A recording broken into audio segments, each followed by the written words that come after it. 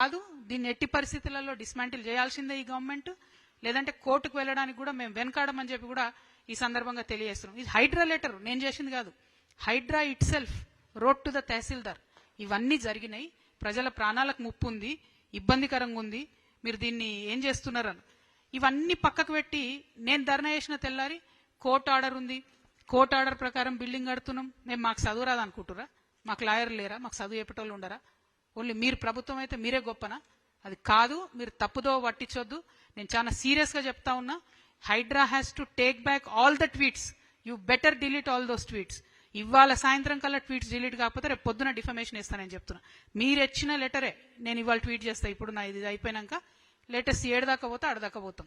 మీరు పెద్దోళ్లను కాపాడుకుంటా పేదోళ్ళ మీదకి పోకుండా ఎంత అన్యాయం అండి ఇది. This is not right.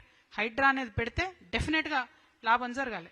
ఇక చూడండి ఇంకోటి, హైడ్రా వాళ్ళు ఏప్రిల్ 2025లో 61 మీటర్లు కబ్జా అయిందని అప్పుడు వాళ్ళు చెప్పినప్పుడు వాళ్ళు ఇచ్చిన ఇమేజే ఇది. ఇయాలటికి కూడా 61 మీటర్లు కబ్జా అట్లే ఉంది.